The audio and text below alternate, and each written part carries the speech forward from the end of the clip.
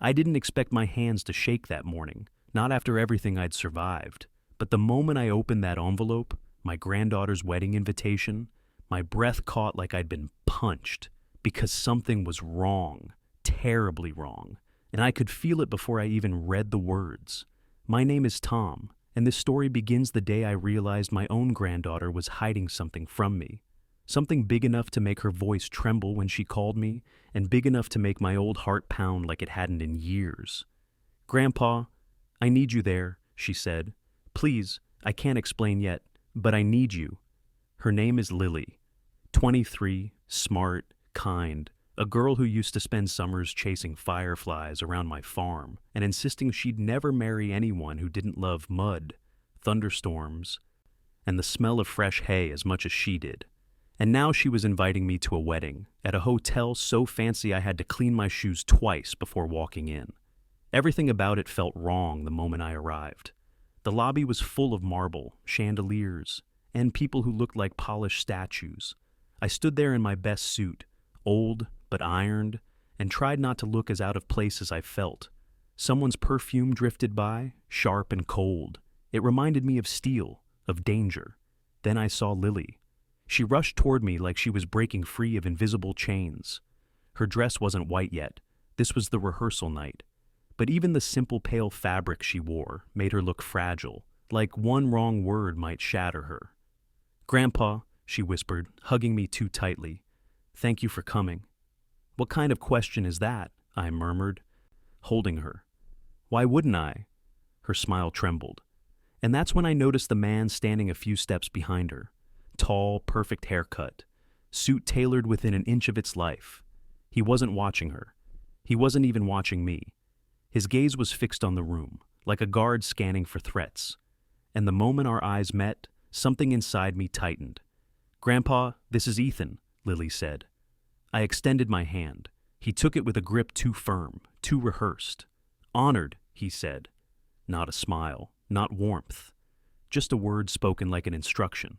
Lily's fingers curled around my sleeve, as if asking me not to comment, not to ask the 100 questions filling my mind. So I swallowed them, for now. But as we walked toward the dining hall, she leaned close and whispered, barely audible, "Please don't leave me alone tonight." That was when the chill crept up my spine, not from fear for myself, but fear for her. The rehearsal dinner was a blur of overly expensive dishes and overly fake conversations. Ethan's parents were the type who smiled without moving their eyes. They kept talking about legacy, expectations, proper presentation, as if Lily were a business investment, not a person. When she spoke, they barely listened. When she laughed, they looked annoyed. When she reached for Ethan's hand, he subtly pulled it away, pretending to straighten his cuff. I felt anger rising in me, slow and steady like a storm forming on the horizon. During dessert, Lily excused herself to the restroom. 10 minutes passed, 15, 20, and that's when I saw him, Ethan, follow a waiter toward the service corridor with a look I didn't trust. My legs moved before my mind did. The hallway was dim, quiet. I heard a whisper, soft, shaking. "Please." I said I don't want that. Lily's voice. My pulse hammered as I turned the corner. There she was, back against the wall, hands gripping her dress. Ethan stood inches from her, his shadow swallowing her small frame. He wasn't touching her, but his posture said everything. Control, pressure, a silent threat dressed in expensive fabric. "You agreed," he hissed. "Tomorrow everything goes as planned. No scenes, no changes, no surprises. You owe me that." "I owe you nothing," she whispered, but her voice cracked. He took a slow step closer. I stepped between them. "Is there a problem here?" I asked, keeping my voice calm though my fists ached to clench. Ethan's expression didn't change, but something sharp flickered in his eyes. "This is a private conversation," he said. "Not anymore." For a moment, the air froze. Then Lily grabbed my arm.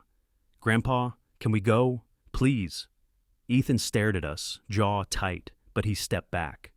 "Tomorrow," he said quietly, "let's remember what's at stake." We walked out together, Lily shaking beside me. Once we reached the parking lot, she finally let out a breath she'd been holding for months. Grandpa, I didn't want to tell you like this, she said, voice trembling. But I think I'm making the biggest mistake of my life. Her words broke something open inside me. The night wind felt colder, the stars somehow sharper. What's going on, sweetheart? I whispered. She swallowed hard. Ethan isn't who he says he is, and tomorrow, something is going to happen at the wedding. She looked up at me, eyes wide with fear. And I don't know how to get out. I didn't speak, I just held her. Because in that moment, I knew this wedding wasn't a celebration. It was a trap. And tomorrow, I'd have to help her escape it. But I had no idea yet just how dangerous that would be. I barely slept that night. Every time I closed my eyes, I saw Lily's face in that dim hallway, pale, frightened, trying to hide how badly her hands were shaking. I'm an old man, but fear has a way of making you feel 20 years older. Still, when morning came, I was already awake before my alarm went off. I sat on the edge of the hotel bed, staring at the suit hanging neatly from the wardrobe door. I'd worn that suit to funerals, to important moments, to memories I still wasn't brave enough to revisit. But today I wore it for one reason only. My granddaughter needed me. The wedding was scheduled for 4 o'clock, but the hotel was buzzing with activity from sunrise. Staff rushed around carrying floral arrangements taller than I was. A photographer paced the lobby like a general preparing for battle. Guests arrived in waves of expensive perfume and judgmental glances. I took the elevator down at 9 a.m., partly to clear my head, partly because I couldn't sit still any longer. When the doors opened, Lily was waiting for me, arms crossed, eyes red from lack of sleep. I knew you'd be early, she said, managing a tiny smile. I could say the same to you. She looked around to make sure no one was listening, then leaned in close. Grandpa, can we talk somewhere private? We slipped into a small lounge near the banquet hall, a room filled with velvet couches and muted golden lamps. It felt too elegant for the conversation we were about to have. She sat across from me, hands wringing together, eyes darting to the door every few seconds. I shouldn't have said what I did yesterday, she whispered, but once it came out, I couldn't take it back. You did the right thing, I said gently. You're scared. That's not something you hide. She looked at me for a long moment, then let out a shaky breath. Grandpa, Ethan isn't the man everyone thinks he is. I figured that much out. No, it's worse, and it's not just him. My stomach tightened. Then who? She hesitated, chewing her lip. His family. I frowned. What about them? They're not his family, not really. I waited, letting her find the words. When I first started dating him, she began. Ethan told me his parents were wealthy, well-connected, very private. I didn't think much of it, but then things stopped adding up. Documents he asked me to sign for wedding planning, calls he stepped outside to take, these strange meetings he'd have late at night. At first I thought it was work, but then, her voice cracked. Then I found out the people he introduced as his parents weren't actually his parents, not even close. My heart dropped. What do you mean? They're actors, paid actors. He hired them to play the part of a wealthy family. I stared at her, trying to process it. There's more, she whispered. A lot more. Grandpa, I think Ethan's involved in something dangerous, something I accidentally got pulled into. Before I could respond, a shadow passed the doorway. Ethan stepped into view. There you are, he said smoothly, as if nothing had happened the night before. Lily, sweetheart, the bridal suite is waiting. Lily stiffened. I stood up slowly. She's talking with me, I said. Ethan smiled, but it wasn't a smile. It was something colder, something that told me he'd spent a long time practicing expressions without feeling any of them. Of course she is, he replied, and now she's needed elsewhere. Lily rose reluctantly. Her hand brushed my arm, a silent plea. I stepped between them. She'll go when she's ready, I said calmly. Ethan tilted his head, studying me like I was an insect he hadn't decided whether to step on. Mr. Tom, he murmured, voice soft. The wedding starts in 7 hours. I wouldn't want today to be complicated. You've made it complicated. His eyes narrowed just slightly. I have done nothing except ensure this day goes smoothly. You threatened her. He didn't blink. I encouraged her to stay focused. She doesn't want to marry you. This time the smile disappeared entirely. "That," he said quietly, "is not your decision." I took a breath, steadying the storm building in my chest. "No," I said, "but it is hers." For a moment, the tension in the room felt thick enough to choke on. Lily's fingers curled around my sleeve like she was hanging on to the last safe thing in the world. Then Ethan stepped back, putting on that polite mask again.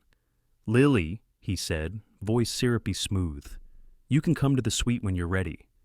Just don't be too long. Everyone has expectations." He left without waiting for an answer. When he disappeared around the corner, Lily slumped onto the couch as if her knees had given out. "Grandpa, I'm so scared." I sat beside her. "You're not going through this alone. But if I leave today, everything will explode," she whispered. "He'll be furious. He'll follow me. He said he'd ruin us." "Us?" She swallowed. "He said he knows things. About my job, my student loans, things I didn't even know were public.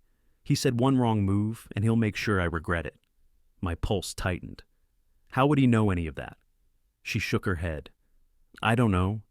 But he has files. He showed me once, just to prove a point." The more she said, the more my worry shifted into something sharper, something protective. Something that made my old bones feel young again. "Listen to me," I said. "If you don't want to go through with this wedding, you won't. I'll get you out of here myself." Her eyes filled with tears. "But how? He's watching everything. His people are everywhere." "People? Grandpa, those actors I told you about.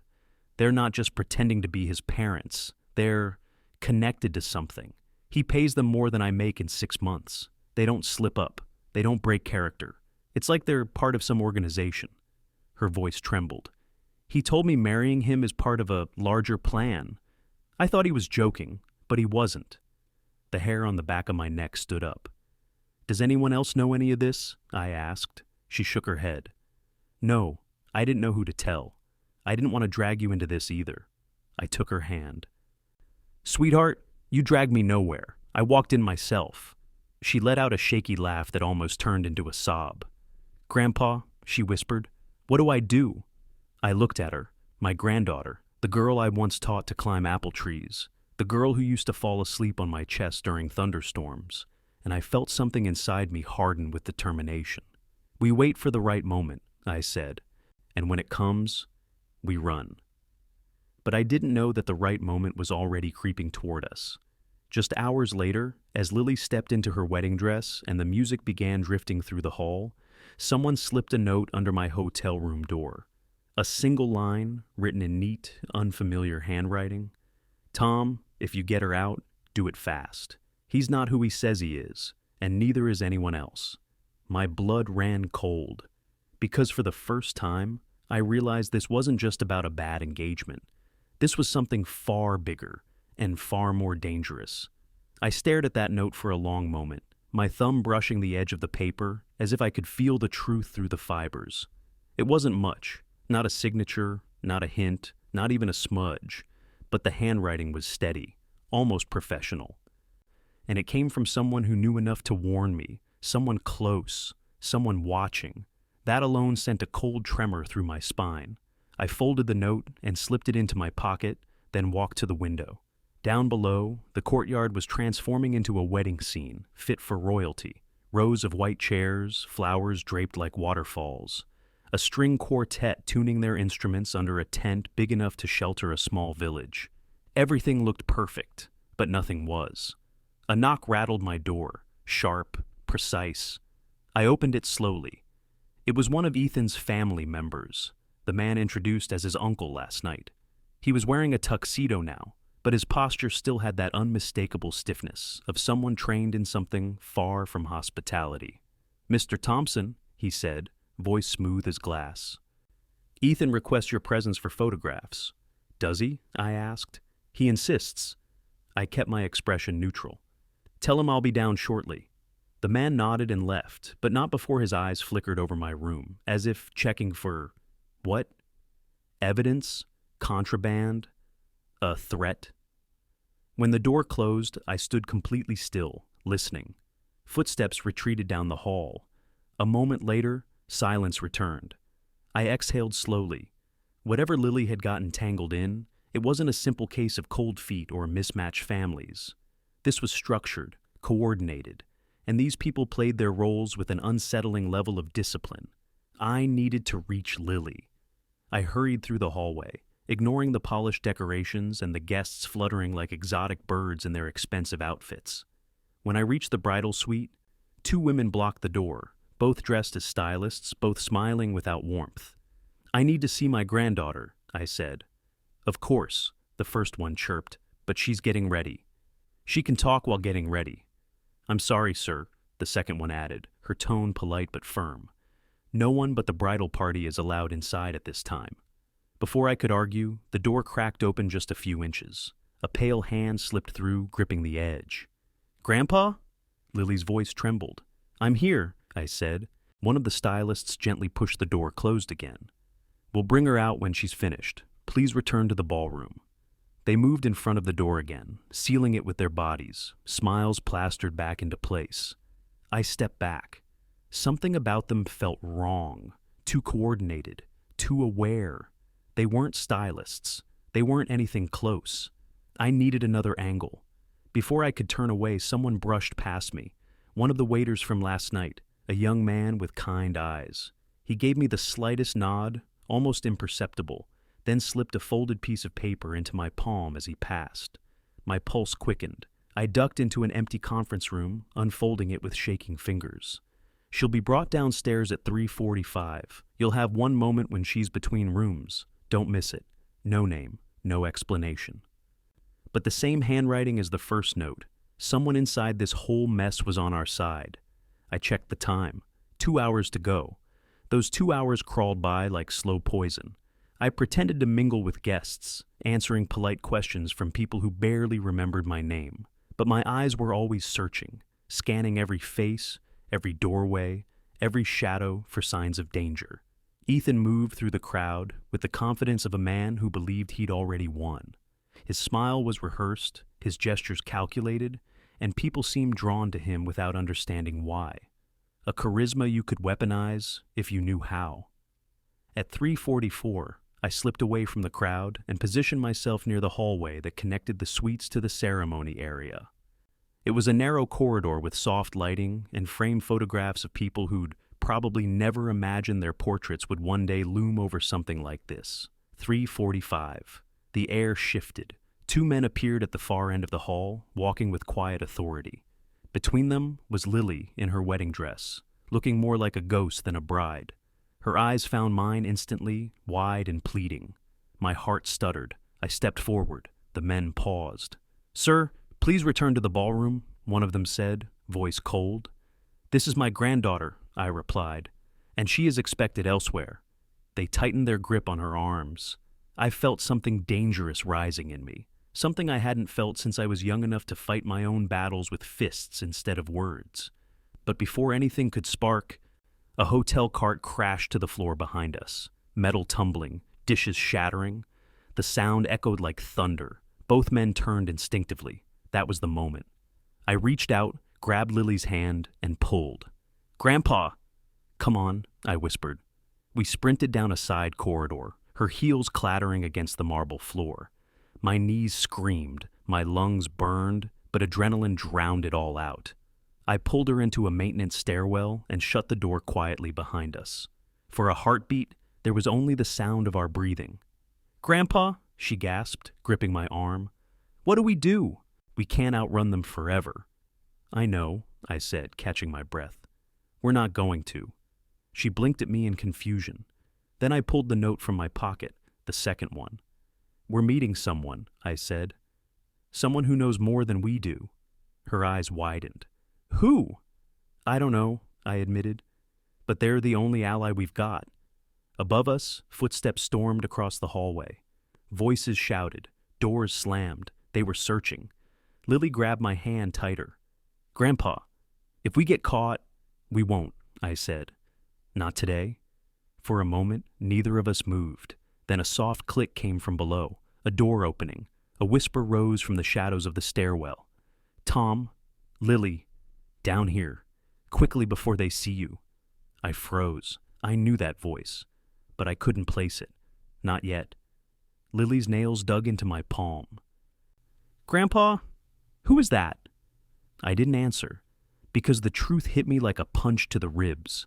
The voice wasn't a stranger's. It wasn't Ethan. It wasn't any of the actors. It was someone from our past, someone I hadn't seen in years, someone who absolutely shouldn't be here. "Grandpa," Lily whispered again, breath trembling. "Do we trust them?" I swallowed hard.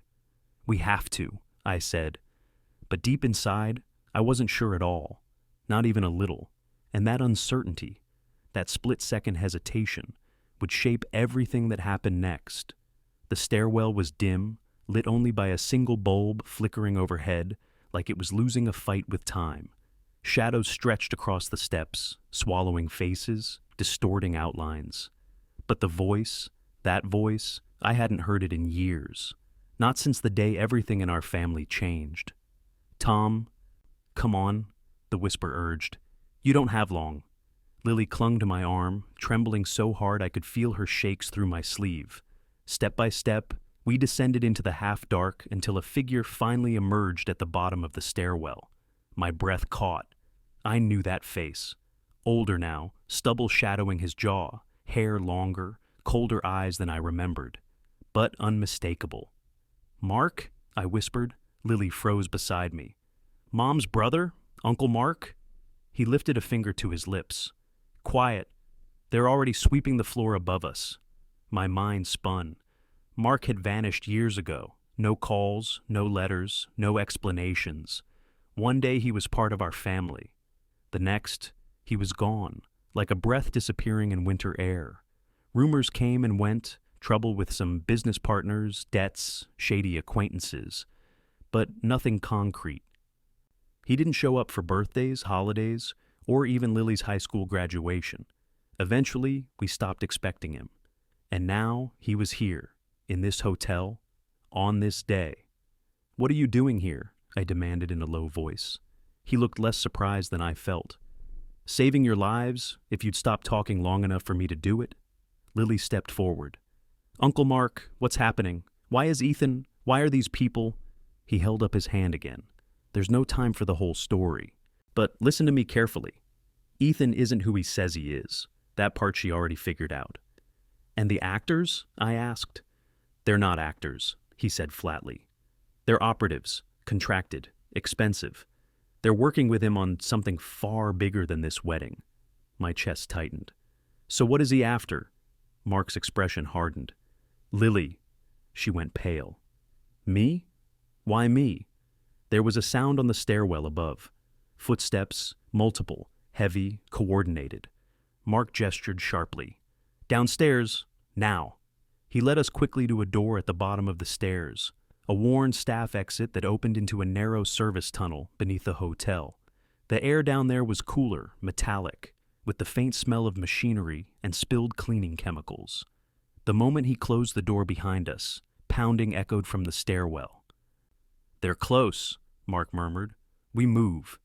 He set a fast pace, winding through the underground passages like he'd memorized them.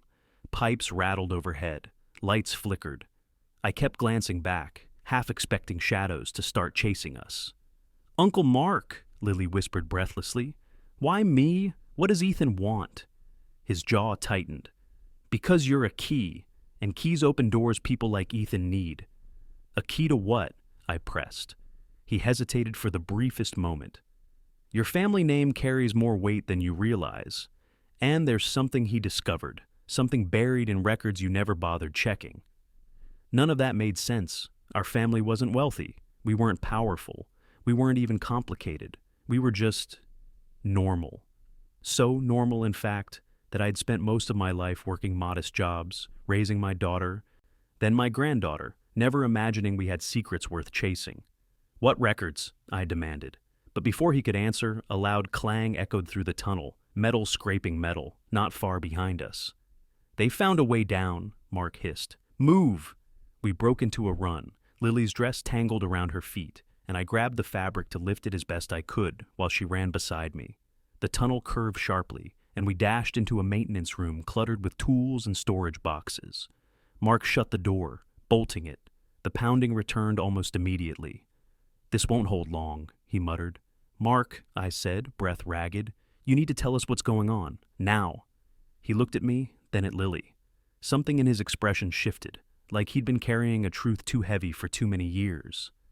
"It's our father," he said quietly. My stomach dropped. "My father?" He nodded. "Grandpa Daniel."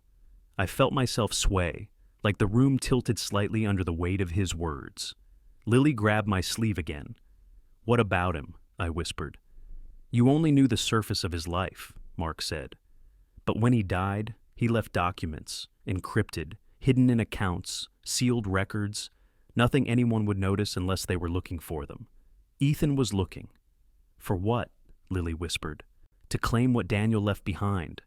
I shook my head. "My father didn't leave anything."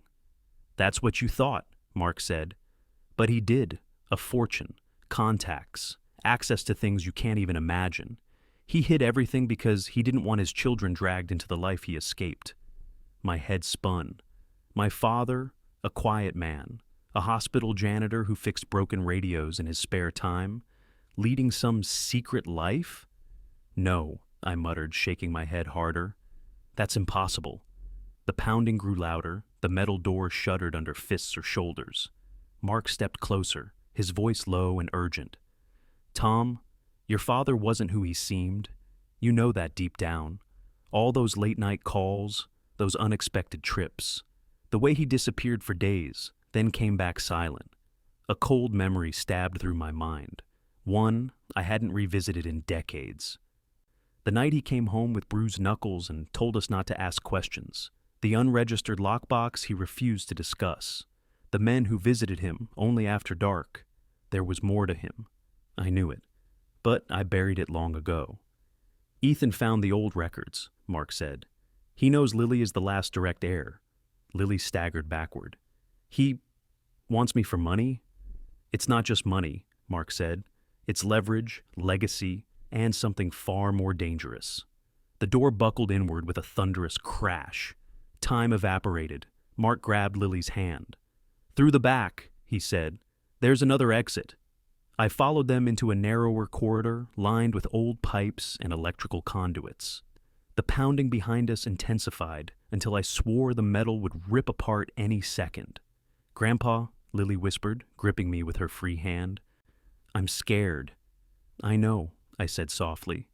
"I am too." But I wasn't leaving her. Not then, not ever. We burst into a larger space, some kind of old storage area beneath the hotel. Concrete walls, high ceiling, a single exit on the far side. And standing in front of that exit was a man I recognized instantly. Ethan, his suit immaculate, his posture relaxed, his smile cold as a knife. "Took you long enough?" he said calmly. "I was beginning to think you'd leave me at the altar." Lily froze beside me. Mark inhaled sharply. I stepped in front of her. Ethan clasped his hands behind his back, eyes drifting over us with eerie serenity. "Now," he said softly, "why don't we finish what we started?" Footsteps echoed from behind us. We were trapped. Ethan didn't move at first. He just stood there, blocking the only exit, his shadow stretching across the concrete floor like some dark omen. Behind us, the pounding on the metal door suddenly stopped. Whoever was trying to break in was now waiting, listening, coordinating. It felt like the whole world was holding its breath. Lily's fingers dug painfully into my arm. Mark shifted his weight, eyes scanning the corners of the room like a man who'd been in situations like this before and survived only by being smarter than the ones hunting him. "So," Ethan said, "you've made quite the mess today." "Let her go," I growled, stepping in front of Lily. He smiled calmly, like I'd just complimented his tie. "Tom, you misunderstand. I never intended to harm her. She's precious, valuable. She's the future of something your father left unfinished." "My father?" I snapped. "He left nothing but an old shed full of tools and a lifetime of worn-down memories. You're chasing ghosts." "Oh, he left much more than that," Ethan murmured. "He left a legacy powerful men spent decades trying to bury." His voice was calm, too calm. That calm belonged to someone whose safety was already guaranteed, someone who knew the outcome before the game even started. Mark stepped forward. "You're not getting her. Not today. Not ever." Ethan raised a brow. "Mark, you ran for years. You hid. And now you think you can protect her?" "Try me," Mark said. For a moment, something flickered across Ethan's face. Annoyance, amusement. It vanished too fast to read. "Very well," Ethan said. "If you won't come willingly." He snapped his fingers. From the shadows, two men emerged, large, silent, movements too fluid to belong to hotel staff or hired thugs. They were trained, their eyes were flat, their suits were tailored not for style, but for concealment and flexibility, and both carried something beneath their jackets that made my pulse stutter. "Grandpa," Lily whispered, "what do we do?" My mind raced. No weapons, no back exit, no leverage. Just one old man, a frightened bride, a brother-in-law I didn't trust yet, and three men who'd planned this far more carefully than we had. But fear is a strange thing. It can make you freeze or make you finally see clearly. And I saw something then. On the far wall, behind crates half hidden, was an electrical panel, old, rusted, and directly above it hung a tangle of thick dusty wires running to a conduit marked main supply. Electricity. A risk. A gamble. But maybe the only card we had left. I leaned close to Lily. "When I move, stay behind me, no matter what." Her breath hitched. "Grandpa!" "No matter what," I repeated.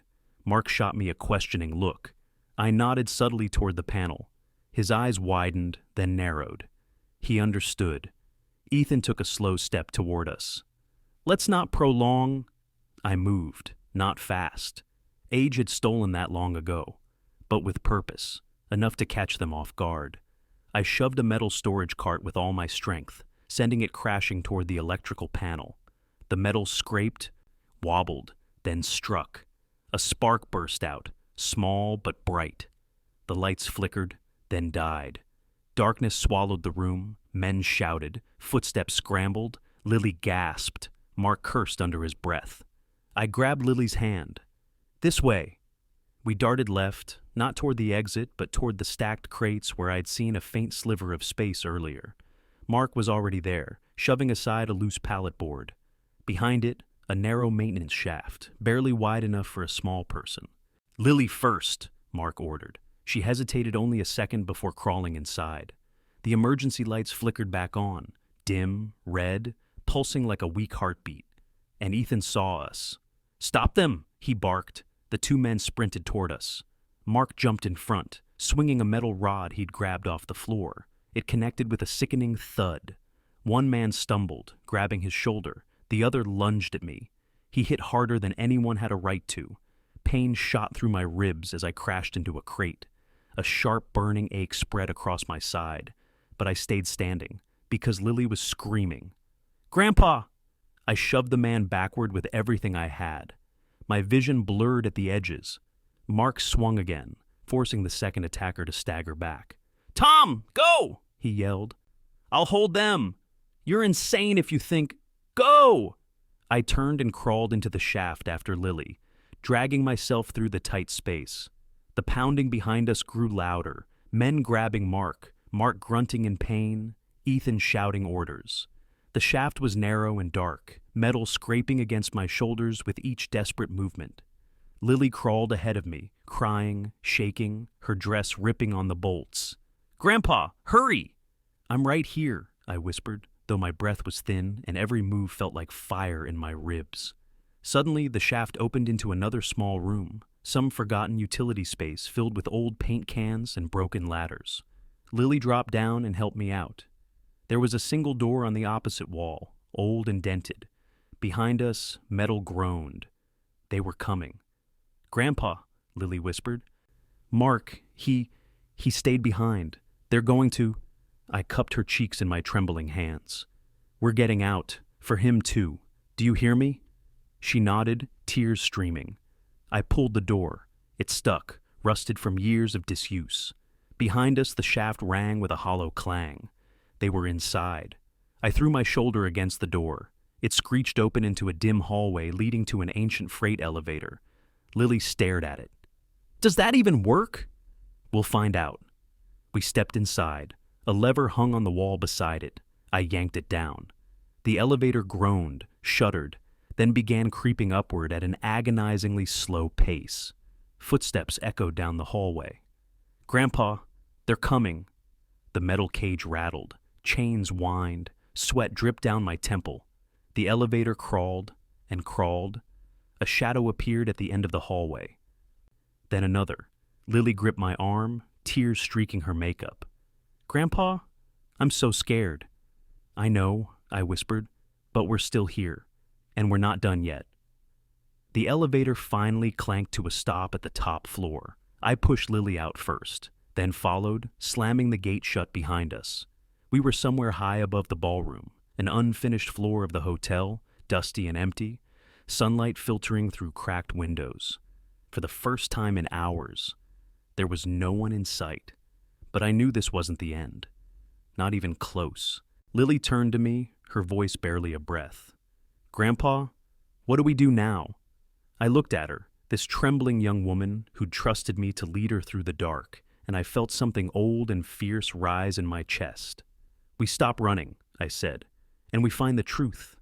But deep down, I knew one thing with chilling certainty. Ethan wasn't done, and the next move he made would be far more dangerous than the last. The abandoned top floor felt like another world. Dust floated through the air in slow, shimmering spirals, catching the light from tall, arched windows. The silence was so sudden, so complete, it almost rang in my ears. After the chaos below, the pounding doors, the shouts, the shadows chasing us, this quiet felt unreal. Lily collapsed onto a stack of unused drywall sheets, burying her face in her hands. Her wedding dress was torn and smudged with dirt, mascara streaking down her cheeks. She looked like a child again, lost and frightened, the weight of everything crushing her at once. "Grandpa," she whispered, voice breaking, I can't do this anymore." I sat beside her and wrapped an arm around her trembling shoulders. "You're doing it. You're here. You're alive. That's all that matters." She leaned into me, shaking. "What about Uncle Mark? They grabbed him." I felt that same hollow ache I'd been carrying since we crawled through that shaft. "We don't know what happened to him yet," I said softly. "But he bought us time, and we're going to use every second he gave us." My ribs ached with every breath. I was bleeding somewhere under my shirt. I could feel it trickling warm. But I stayed upright for her, because she needed me. Because I wasn't losing her too. I looked around the dusty, unfinished space. Concrete columns, scattered tools, a forgotten ladder leaning against the wall, and something else, an old rolling workbench. On top of it sat a dusty hotel maintenance tablet. I grabbed it, wiped the layer of grime off, and pressed the power button. The screen flickered, then lit up.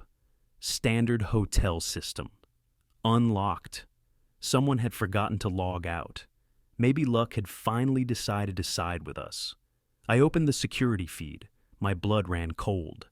On the cameras below, the family, the operatives, were swarming through the storage rooms like a well-trained search unit. Ethan was among them, calm as ever, giving orders while checking his watch as if this were nothing more than a rehearsal going slightly off schedule. Then I saw Mark. They had him. Two men held him by the arms, dragging him into a small security office. He was conscious, but barely. His shirt was torn. Blood trickled down the side of his face. Lily gasped, covering her mouth. "No! No! Don't look," I whispered, shifting the screen away. "Not now." But she grabbed the tablet back. She needed to see. We watched as Ethan stepped into the room with Mark, closing the door behind him. The audio was off, but I could read lips well enough. Ethan leaned close and said something short, sharp. Mark spat at him.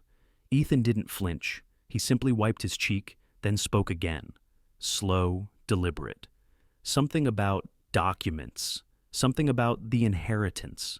Something about Lily. Then he leaned closer, and though the camera angle was terrible, I understood the motion. He pressed a finger to Mark's throat in a slow threat. "Grandpa," Lily whispered, tears welling again. "We have to help him. We have to." "We will," I said instantly. "But not like this, not walking into the lion's mouth. But he's going to hurt him, and he will hurt us too if we go down there blind." She pressed her fist to her forehead, torn between terror and guilt. Why is this happening? Why would Ethan do all this? What does he want? I exhaled shakily. Your great-grandfather, my father, he wasn't who we thought he was, and Ethan knows something about his past we don't. Like what? I hesitated, but she deserved the truth. There were whispered stories, I said quietly. Things my father never explained, money he shouldn't have had, people he shouldn't have known, documents stored under false names. I spent my whole life convincing myself none of it mattered. But it matters now, she murmured. Yes. And we're in the middle of it. Yes. She wiped her tears, eyes hardened now, not with anger, but conviction. Then we find out what Ethan is after. We make sure he never gets it. I felt a surge of fierce pride. She was terrified, but she was still fighting. I tapped through the hotel's restricted files, searching for anything connected to Ethan's reservation, and then, buried deep in guest logs, encrypted but sloppily so, I found a file labeled Heritage Key, property of D. Thompson. My heart nearly stopped. My father's name. I opened it, a blueprint loaded on the screen. A map of a bank vault, not a modern one, something old, 70s-era construction, and under it, a list, Vault ID 1187. Owner, Daniel Thompson. Status, dormant beneficiary, primary, Mark Thompson beneficiary, secondary, Lily Thompson. Lily's breath caught. Grandpa, what is this? My father left something, I whispered. Something only you could unlock after Mark. And Ethan wants it. Yes. The blueprint included codes, contact names, cross-border notes. Some in English, some in languages I didn't recognize. Whatever was in that vault wasn't just money. It wasn't something simple. It was something powerful. Something dangerous. Suddenly, a sound echoed from across the floor. The freight elevator, grinding, rising. Someone had found the shaft. My heart seized. Lily, behind me. We ducked behind a half-finished wall as the elevator groaned to a stop. Dust shook from the ceiling. The gate slid open.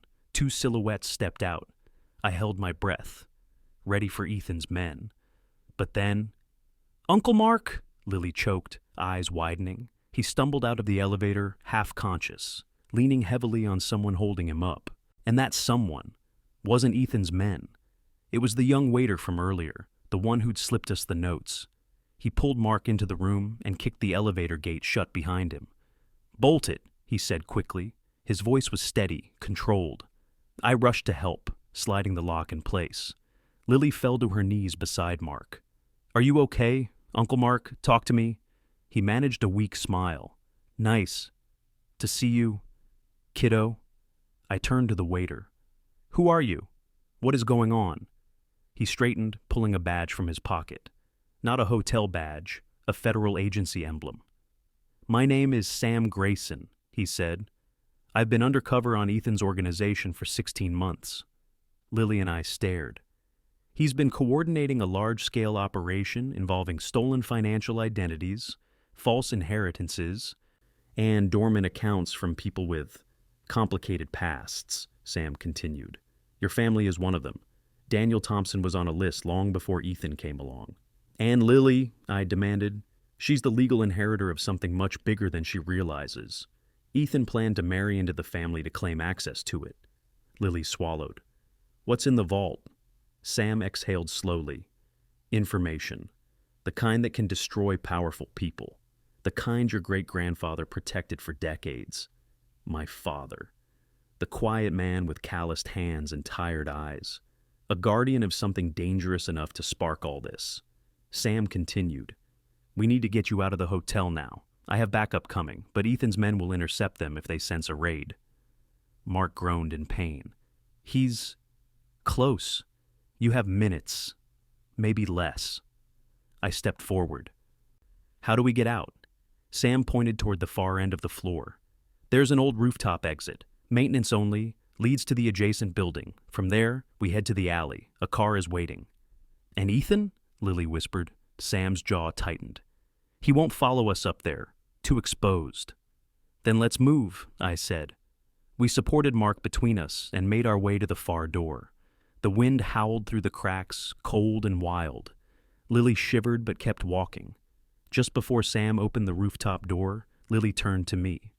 Grandpa, after today, will anything ever go back to normal? I touched her cheek softly. No, I said. But maybe that's okay. Maybe the truth is all we ever needed. She nodded, tears glistening but no longer falling. Sam shoved the door open. Sunlight flooded in. And for the first time all day, it felt like we were stepping into freedom.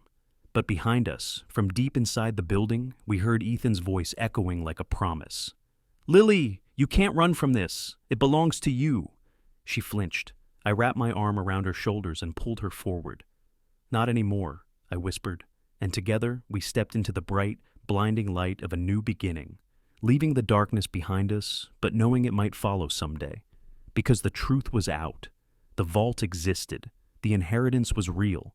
And whatever my father left, we would have to face it, but we would face it together.